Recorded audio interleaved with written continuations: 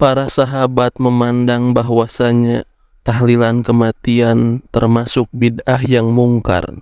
Dari Jarir bin Abdullah al-Bajali ia berkata, kami yakni para sahabat semuanya memandang atau menganggap yakni menurut mazhab kami para sahabat bahwa berkumpul-kumpul di tempat ahli mayit atau keluarga mayit dan membuatkan makanan sesudah dikuburnya mayit termasuk dari bagian meratap atau niyahah. Takhrij hadis tersebut. Hadis ini atau atsar di atas dikeluarkan oleh Imam Ibnu Majah nomor 1612 dan ini adalah lafaznya.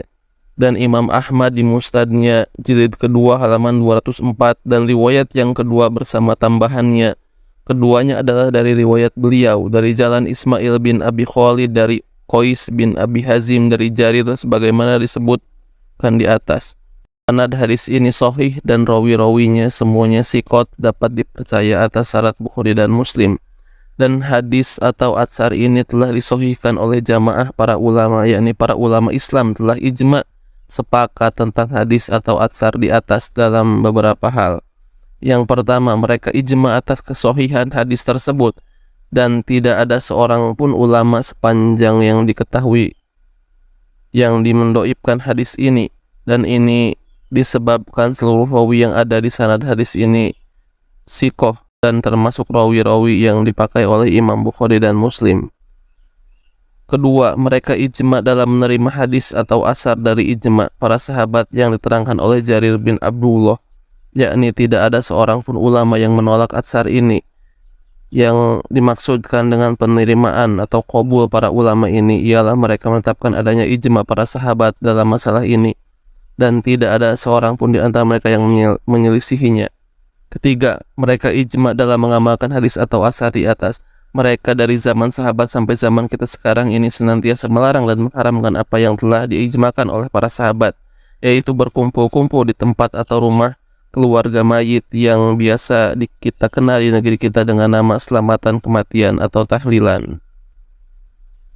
Sarah hadis tersebut.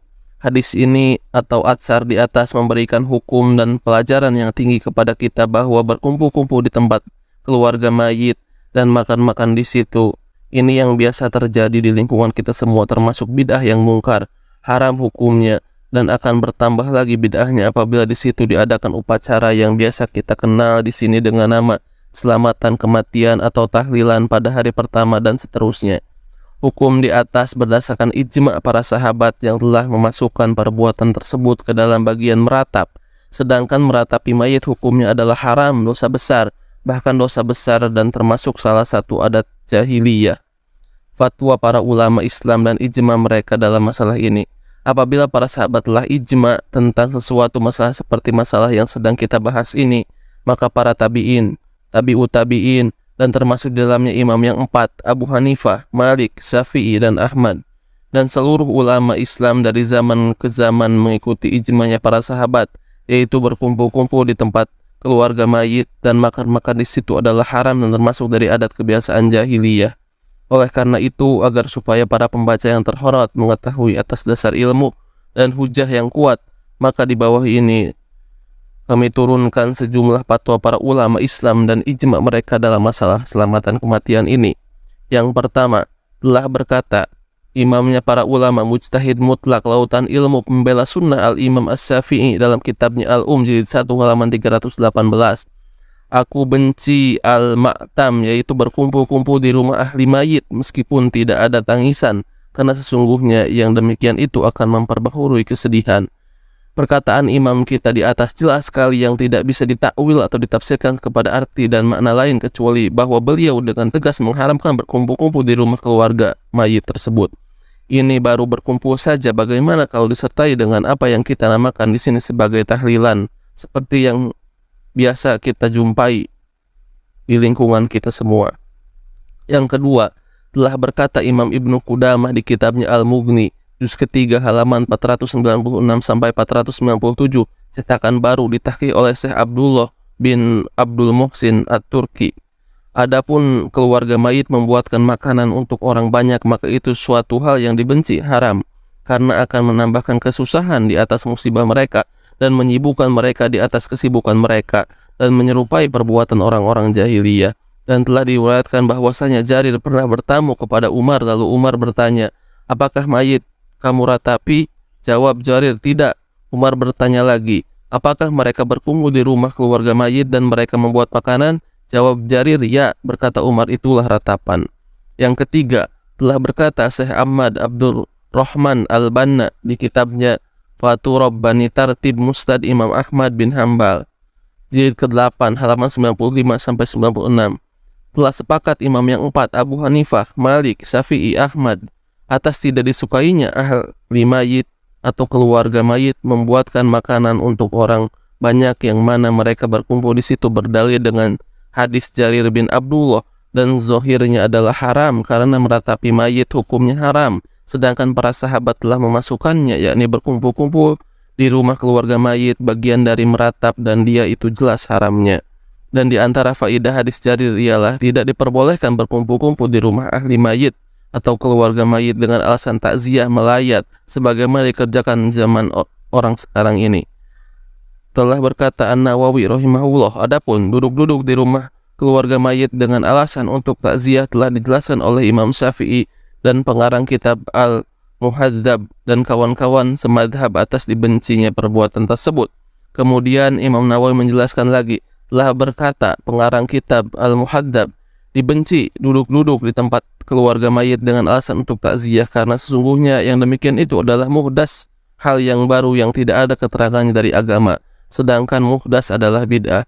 Kemudian Syekh Ahmad Abdurrahman Al-Banna di akhir syarahnya atas hadis Jarir menegaskan, maka apa yang biasa dikerjakan oleh kebanyakan orang sekarang ini yaitu berkumpul-kumpul di tempat keluarga mayit dengan alasan takziah dan mengadakan penyembelihan, menyediakan makanan, memasang tenda, dan permadani, dan lain-lain dari pemborosan harta yang banyak dalam seluruh urusan yang bid'ah ini mereka tidak maksudkan kecuali untuk bermegah-megah dan pamer supaya orang-orang memujinya, bahwa si fulan telah mengerjakan ini dan itu, dan menginfakkan hartanya untuk tahlilan bapaknya. Semuanya itu adalah haram, menyalahi petunjuk Nabi SAW dan salafus soleh dari para sahabat, tabi'in, tabi'ut tabi'in, dan tidak pernah diucapkan oleh seorang pun dari imam-imam agama kita. Kita mohon kepada Allah keselamatan. Yang keempat, Al-Imam An-Nawawi di kitabnya Al-Majmu' Syarah Muhadzab, jilid ke-5 halaman 319-320 telah menjelaskan tentang bid'ahnya berkumpul-kumpul dan makan-makan di rumah ahli mayit dengan membawakan perkataan penulis kitab Asy-Syamiyah dan lain-lain ulama, dan beliau menyetujui berdalil dengan hadis Jarir yang beliau tegaskan sanadnya sahih, dan hal ini beliau tegaskan dalam kitab Raudhatut Thalibin jilid kedua halaman 145. Yang kelima, telah berkata Imam Asy-Syairazi di kitabnya Al-Muhadzab yang kemudian disarahkan oleh Imam Nawawi dengan nama Al-Majmu' Syarah Muhadzab, tidak disukai, dibenci duduk-duduk di tempat keluarga mayit dengan alasan untuk takziah karena sesungguhnya yang demikian itu perkara yang baru di dalam agama. Dan Imam Nawawi menyetujui bahwa perbuatan tersebut adalah bid'ah dalam Majmu' Syarah Muhadzab kelima halaman 305-306. Yang keenam, Al-Imam Ibnul Humam Al-Hanafi di kitabnya Fathul Qadir jilid kedua halaman 142 dengan tegas dan terang menyatakan bahwa perbuatan tersebut adalah bid'ah yang jelek. Beliau berdalil dengan hadis Jarir yang beliau katakan sahih.